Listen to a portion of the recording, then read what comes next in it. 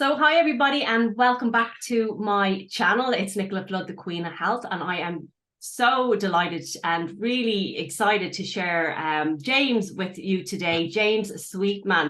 James, I think we know each other over more than a decade now at this stage. I'd say it's more than 10 years for sure. Yeah, 100%.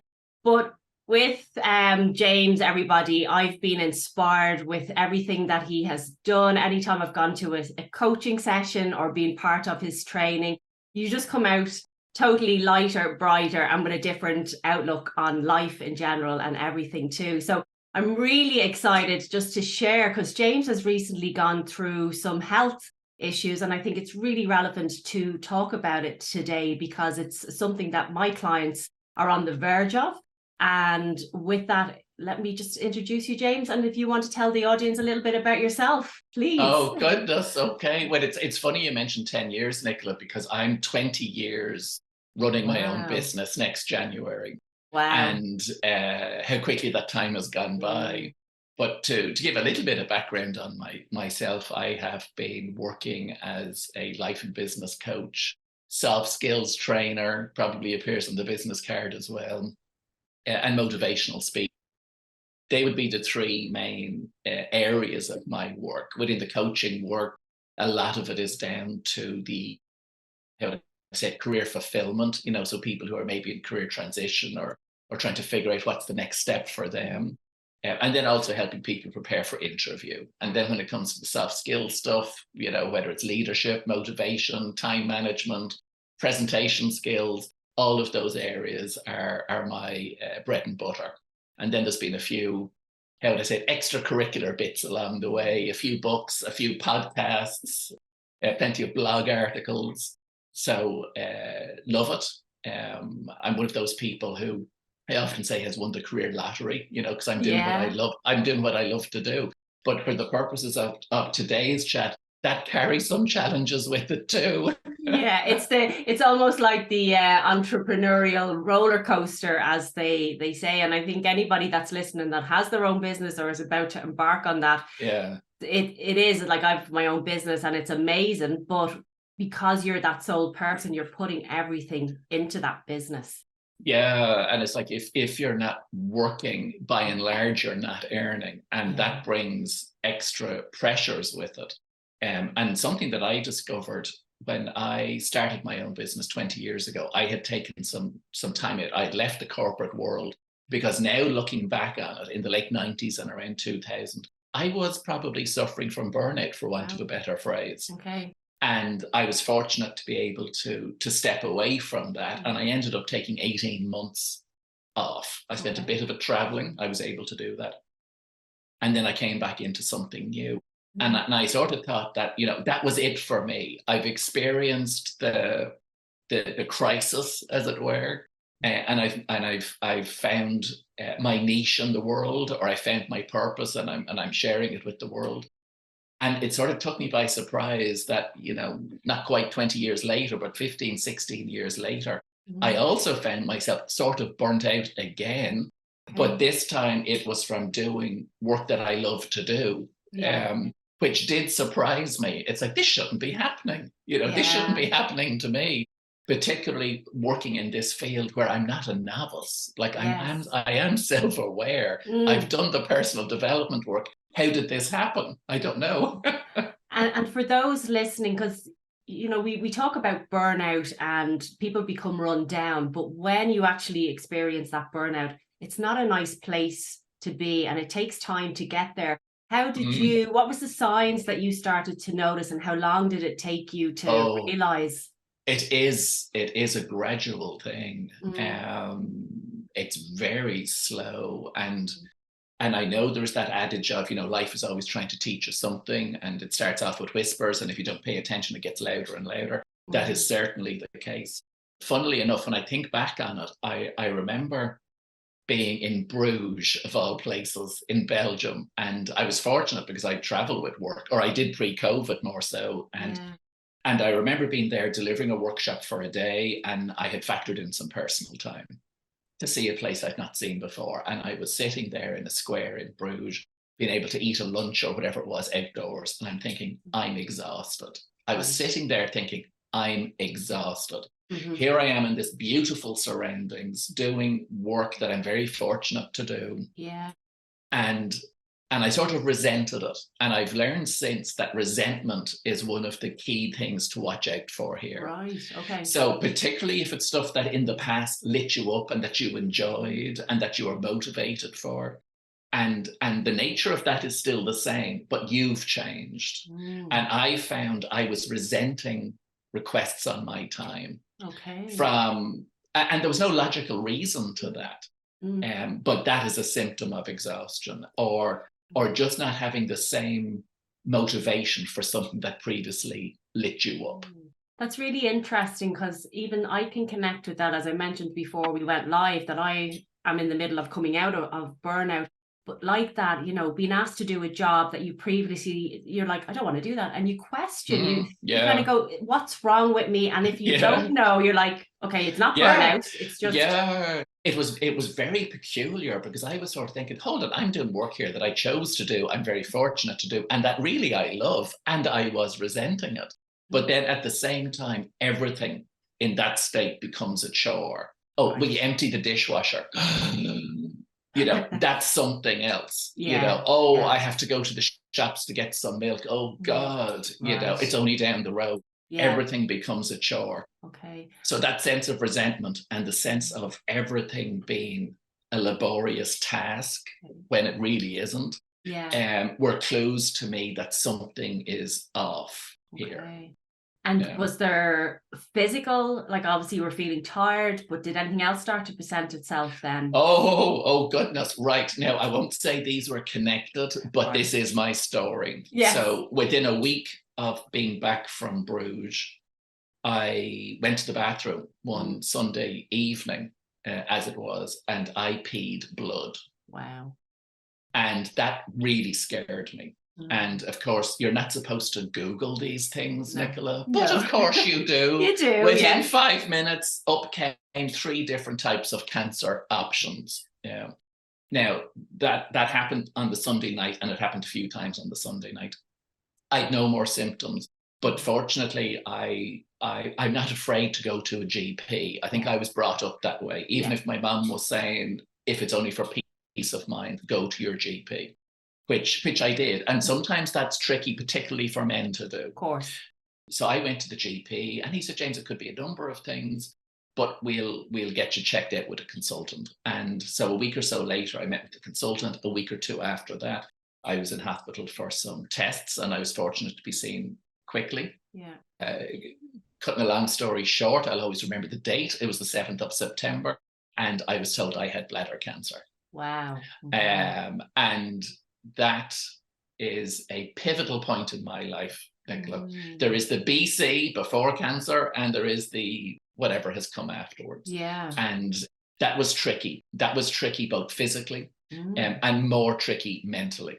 And that's ongoing. I'm still in the system for that. Thankfully, at the minute, everything is fine. But there's probably been 6 or 7 operations in the last 5 or 6 years with that. And various different treatments.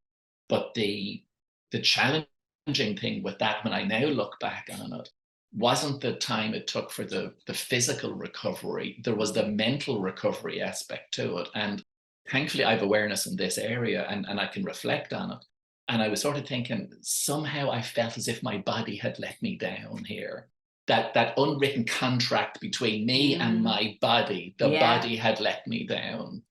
And, you know, how would I say it? And I was sort of beating myself up over the fact that I had become unwell. On top of that, I was diagnosed with skin cancer 2 years later. It just kept, my dad was diagnosed with pancreatic cancer and died during COVID with it. So in addition to whatever challenges I had myself and with my own work, you throw that in on top of it, and you put pandemic in on top of that again. And I was saying only recently to my GP, you know, everyone has their challenges and worries, and there are people who are a lot worse off than me.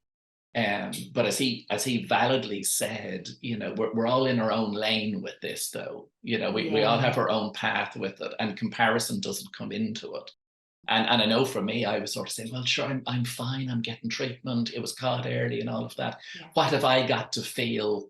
Why should I get attention or sympathy here? Because it's not that bad. But I remember that the lady who did the chemo treatments to me, it was lovely, a nurse. And I'd often have the laptop with me. I would be working on the laptop in hospital while stuff was being put into me.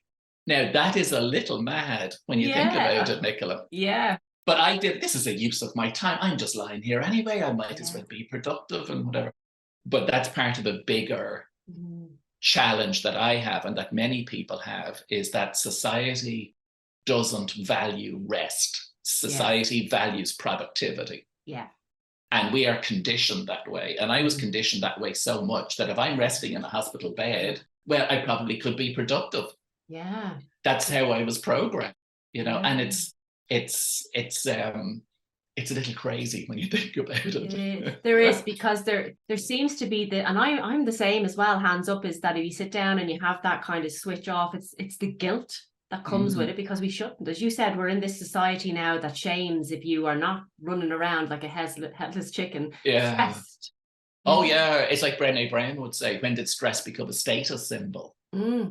Yeah. Or a way to get attention? And of course, as we know, there are so many different types of rest that we need. Sometimes the most obvious one or the most accessible one is physical rest. And what I found when I did eventually give myself physical rest, that not only is it healing, I mean, we know all the cliches, but not only is it healing, we can sort of rebalance with rest maybe quicker than we think. Yes. And that certainly worked for me. But the other type of rests that I think are trickier, is things like, mental rest, emotional rest. But one of them that really struck home for me was empathetic rest. Now, what does that mean? There is such a concept as what you call empathetic distress. Right. So we are so tired of caring for situations and for other people. Yes. And I would suspect that most of the people, who are tuned in today would classify themselves as being empathetic. They have sympathy for others. They can put themselves in other people's shoes. They try to do their best for others. They're there for others. But there's only so many times we can go to the well. And I know certainly in my business, it's an empathetic business. And I sometimes use the analogy of breathing. With breathing, it's an in and an out. It's an inhale and it's an exhale. Or it's an inspire and it's an expire. I had done a huge amount of exhaling, so a huge amount that goes to other people. I hadn't inhaled sufficiently, like I hadn't fueled myself sufficiently. And that was the sort of rest that was required.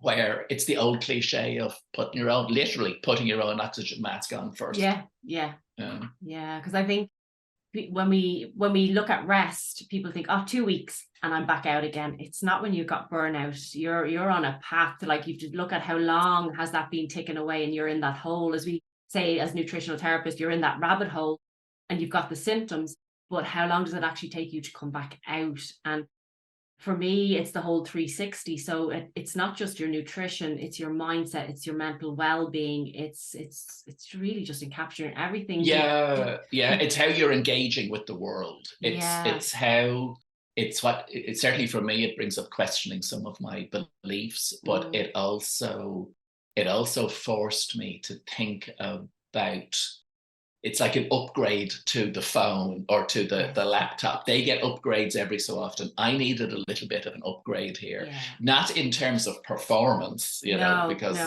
fair enough, but in terms of mental approach and expectations. And I've only been recording a podcast recently on this, where it's like, what's important to us now may not be what was important to us back then. And certainly for me, as time has gone on, you pick up different habits and routines, and something that maybe started as a favor to someone or something that you had an interest in can easily become a burden. It now becomes sort of an expectation. And I certainly found that with my business. So even aside the coaching work, I was doing a monthly e-zine that I had been doing for 15, 16 years. there was the podcast, there was the YouTube channel, there was all the social media stuff. And that started initially from a place of curiosity, but then it just became something else that was weighty. Yeah. So I had made the decision back, gosh, it must be 2 or so years ago now, maybe a little more, to look at, right, what am I dropping? Like, what's going? Because something had to go. Yeah. And we'll always run the pattern that, oh gosh, if I stop doing that or do less of that, will people think less of me? Will I be letting other people down? They don't care. They don't care, and those people who do care are probably far more understanding and sympathetic than we allow them to be. Yeah, we find out, you, as they say, I think it was yourself that said it to me a very long time ago, is that as we get older and like that we upgrade, we lose those that are not interested in us as beings. Oh yeah. We change and grow. Yeah. There's that old phrase of some people are with us for, what's it, a reason, a season, or a lifetime. Yeah. And what I found is if I say, I'm good friends with someone and they're struggling a little, or they put their hand up and seek help, of course I'm going to give them a dig out and I'll be supportive and understanding. But rarely do we feel that we can sort of seek help or put our hands up and say, I'm struggling a little here, which requires us to be a little bit vulnerable. And that's not a comfortable space to be in, where I have to sort of admit, I'm not Superman anymore. Yeah. But I think from that comes... Yeah, sorry, James, to interrupt there, because I think that comes with age too. People think, oh, because you're a certain age, you have to stop. It's not. I think as you get older, you get wiser, and that you can't. Oh yeah, and as I often say, you just fine tune a little more. Yes.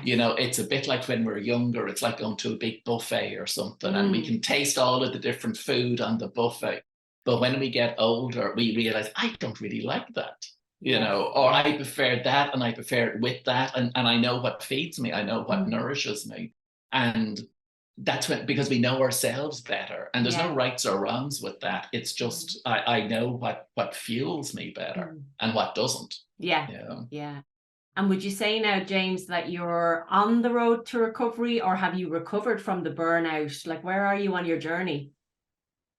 I'm pointing in the right direction, is how I would phrase it. I know for me, if I'm not consciously doing something that assists me, or whether we call it self-care routines or well-being or mental health, if I'm not purposely doing something in that area, I am falling back. So this is not a neutral game. So if I'm doing nothing, I'm regressing. Right. So it requires conscious attention on my part. And one of the things that I've also learned is if I feel what I'm trying to do to improve my well-being, let's say, feels like a chore, it is doing me more harm. Right. Because now it's just something else I'm beating myself up with. Oh, I have to go and meditate for half an hour today. Right. Oh, I didn't meditate, whip myself. Yeah. So the feeling around it is so important as well. And that's why one of the shifts for me has not just been on what do I want to do today, which is the old to-do lists and all that stuff, which will always serve us. But it's adding in on top of that, how do I want to feel today? Great. Yes. Because we are, as human beings, emotional beings. Whatever we're doing is ultimately a request to feel more of a positive emotion anyway. Yeah. So can I bring the feeling front and center and start my day off from a place of being clearer, or have a clearer intention around how do I want to feel today? Because it's from that space that really everything else evolves. Yeah, and it's connecting back with ourselves, with the kind of as they say, the soul as well. We've got different bodies as such, and we think that we just have to be running all the time with what's going on around us. But it's I think with, say, even mindfulness, people don't get mindfulness, and it can be even switching on the kettle and staring into space for 60 seconds, but people don't do that. Yeah, for me it's very simple. It's about being present. And if you think of what the opposite of present is, the opposite of present is absent. And there are many people who are absent from their lives. You can see that, in one way, it might be, they're at home, Yeah. but their brains are at work. Yes. Or they're at work and their brains are somewhere else. Like they're not fully present. So for me, mindfulness can be a tricky concept, but it's like, am I present where I am? Like, is my head and my heart here with me? Yeah. And I think people will sense that as well. That word presence that we often say, oh, someone has presence. For me, that's the same thing. They're fully present with you. We just want to make sure we're fully present with ourselves. Yeah. And for me in that area, one of the things that is always the go-to, and there's various different menu options that I have that help me out here, but they're all variations on a way for me to have more conscious breaths. Great. We breathe about 22,000 times a day. The vast majority of them are unconscious. So if we think of mindfulness, meditation, yoga, Pilates, all of the martial art, they're all based on the breath. Yeah. So if I can just do something that helps me connect with my breath, which is my loyal friend, it's always with me, my breath. Yeah. Can I do something that allows my friend, my breath, to support me today? Okay. Yeah. And we know that, like, the body has the wisdom, Nicola. If I'm feeling nervous or anxious, we might say, oh, take a deep breath and off you go. Yeah. Or, like it's there anyway. And for me, the more conscious in-breath is a way to connect with a sense of inspiration as well. So both of them have the root of the word inspire. Yes. So let me just take a few more conscious breaths, which brings me out of my busy head where most of the challenges are, back into my body where I feel a little bit more present. Great. And for those listening that are saying, oh, okay, I think I need to check in with myself and see, I'm on the verge of burnout. What are the steps that they can start to take to kind of reevaluate and reassess their life and situation at the moment? I sometimes find it's tricky to do it in isolation. It's tricky to do it with yourself. So again, it's the old cliche of a problem shared and all of that. But cliches, of course, are based on kernels of truth. It is always useful to talk to someone, whether that's a good friend, whether that's a therapist, whether that's your GP. Okay. What I also say to people, and sometimes it comes up in my coaching work. And it's funny, Nicola, because sometimes people will come to me and they want to be more efficient with their time management, or they're looking to change jobs, or whatever the reason they come to me. And a chunk of them are just exhausted. Right. And you can never make good decisions from a place of exhaustion. No. Never. No. So sometimes if you sense it, and like, we're all the experts on being ourselves. So if you sense that you're a little bit out of kilter or misaligned or run down or exhausted or verging on burnout, whatever it is, can I give myself permission to pause? Right. Would be the first thing I would say. Yeah. Can I give myself permission to pause? Yeah. Because it's only in silence can we connect with our own wisdom. And it's a tricky one because, one, we're programmed to stay busy, but two, we can also be fearful of what might pop up for me when I do pause and do stop. Yeah. Because for a lot of people, and I put my hand up to this, where we might use the term workaholic, or anything that ends with aholic, it's we know it's a mask for deeper pain, and if we stop, we have to look at the pain. Yeah. 100%. And I know there was certainly elements of that for me in the last little while. Right. And I say, I'm not a novice in this area, but it can still be tricky to look at the stuff that we know we have to work through to get to a lighter, more liberated place on the far side, which is often the reason why we're experiencing the challenge in the first place. Okay. It's life's way of getting us to pay attention. And I'll give you a funny story about my own, but this is back in 2019, and I was go, because that's the way Nicola always was, burning on two cylinders. And it was like, oh, this is great. I got into my car. I was working for myself and loads of business, and it was great. And I had taken on one more job. I was about to get in the car and go to this meeting. Car wouldn't start, James. Boom. And I was like, only now I look back and go, that was a sign from the universe to say, stop. Yeah. you Yeah, know? So yeah, yeah, there's other yeah. signs, not just Oh, physical. yeah. And some people will say they're coincidences or whatever, but Yeah, I sort of no. say, no, I use the term, these are universal winks. Yes, yes, We co-create with life. Now, it yeah, depends on your individual beliefs with of it, course. but I certainly believe, that that life is there to support me in what I'm doing. But I have to be a cooperative component with it. And that's where we can run into difficulties because in our own way, or we're our own worst enemies, the phrases we'll often use. And going back to giving myself permission to just pause for a little can make me realize that the world won't stop if I stop. Yeah. And sometimes we need to remind ourselves of that. Yeah. And are you still, I know through lockdown you were doing yoga. Is that still a passion of yours? It is very much so. And for me, that of course is the breath. For me, it gets me out of my head. Yeah. It's good to have some movement as well. There is the spiritual side of it that works really well for me. Right. And I had started, yoga was one of the things that I purposely took up when I got over the first round of bladder cancer. That was in the September, and I think I started in the January with yoga, a local class. Yeah. And I go there most weeks. But I also have my own sort of at-home practice as well. Right. And I know for me that when I start my days with a little, maybe it's only 10 minutes or 15 minutes in that area, I'm setting myself up for the day. The other practice that also works for me, because I am a writer as well, and some people might use the term journaling, right, or brain dumping, but for me that writing bit also helps, because it helps clear my head. And I've always sort of, how would I say it? I write things out to write them out, with both spellings of the word write. Yeah. So for me, they're probably my go-to practices. And I know if I'm not doing them over a period of time, or if I'm not going for a walk with the dog in nature or whatever, if I'm not doing them, I'm regressing. Right.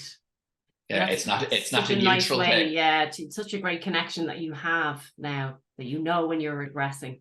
Yes, I know when I'm drifting. Yes, yes. And my emotions will tell me. My emotions will tell me. And that will continue to happen, Nicola, because we're never sorted.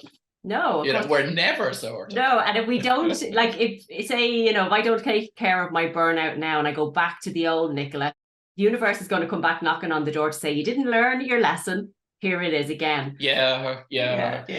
But equally, that's true. I would also qualify with it though, because I had this every time, say, the bladder cancer stuff came back. Apart from the fact it is the highest recurring cancer rate, it comes back more than any others. But I kept sort of thinking, oh, I must be doing something wrong, or I didn't learn the lesson. Right. And that's why it keeps coming back.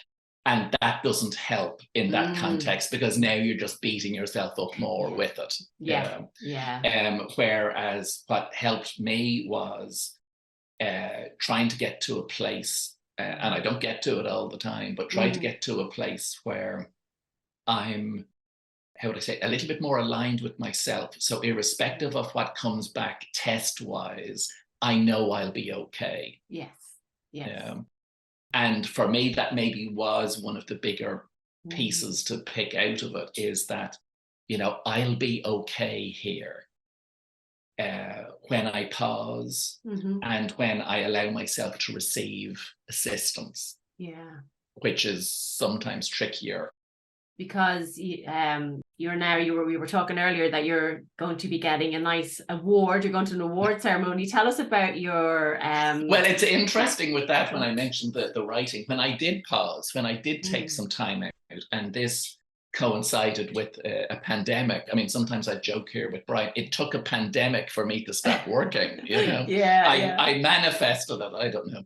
But when I did take that time out, when I did pause, sort of 2 or 3 weeks into that, I'm going, well, what do I need to do now? But not from a place of productivity or whatever. It's like I'm ready to lean into something again. And I went back to writing. Now, as you know, I've written, 4 or 5 books? Yeah. And and the regular blogs, and there's preparation that goes into podcasts. So I'm well used to writing, but I hadn't been writing for a long time.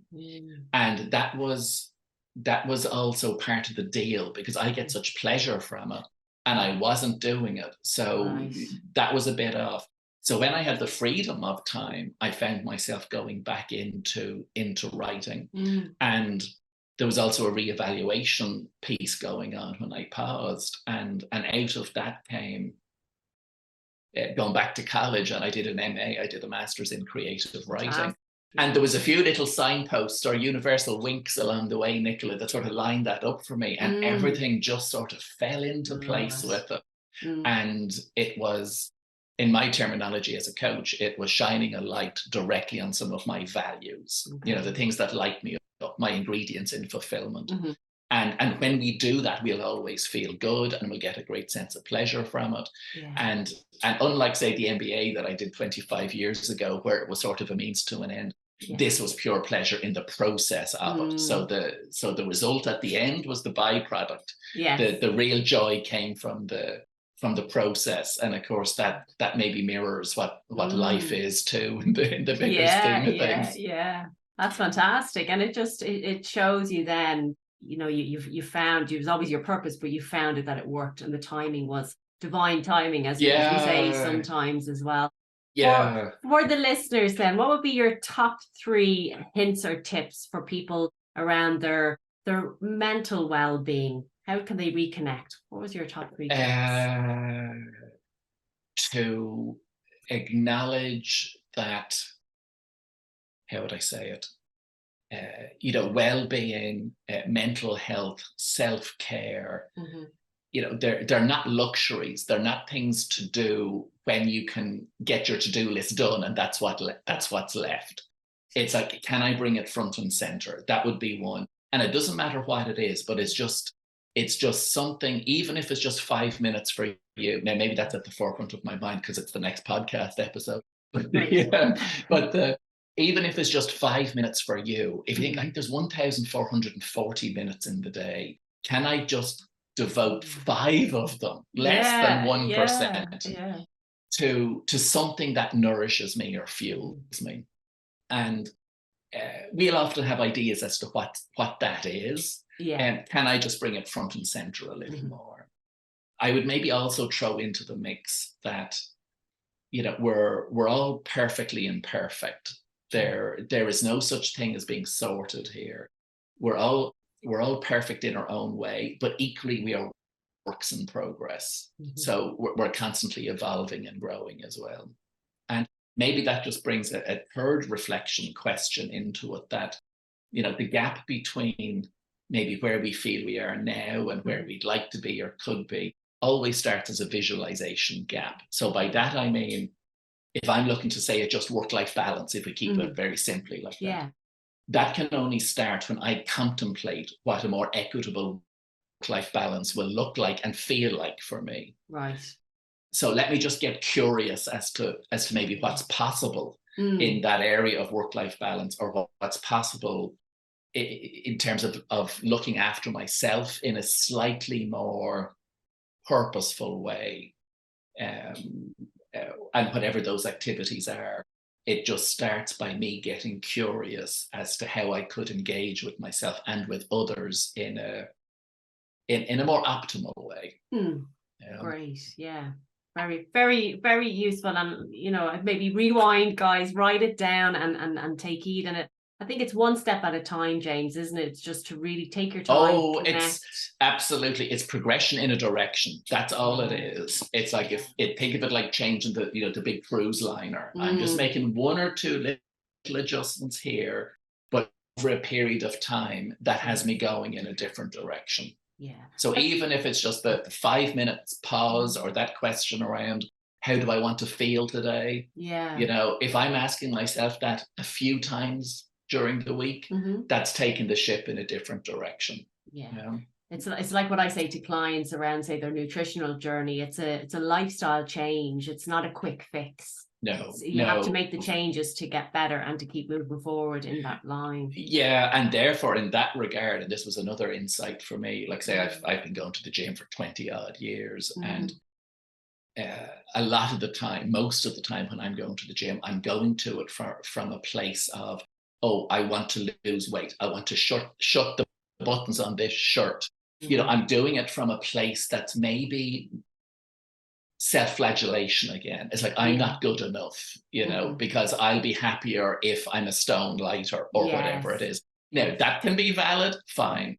But what I found from a motivational point of view, if it's all a push factor, that will eventually peter out. I need to have the pull factor as well. So what's pulling me forward? That can work if I have a goal or a target, or I have a wedding coming up and I want to look a certain way for the photographs, and you know, that can work. But what I have found has worked particularly well for me in the last little while is I'm working out, or I'm doing my yoga as a way to nourish and respect my body.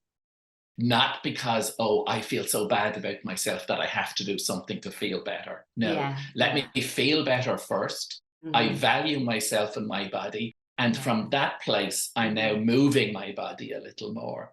And not only is it more gentle, I think it's more sustainable as well. It is that whole connection of falling in love with yourself again, and telling yourself that you are whatever it is, energized, motivated. It's those affirmations. I would do a lot of work with clients where they come in with limiting self-beliefs, saying that they're not good enough, or I'll never lose weight, or I'll never have energy. And I'm like, okay, well, let's stop and say, you know, I am, and move forward. And they love they need that, to be, you know? they have to be challenged. They're all assumptions we're making. And we hold them as gospel truth.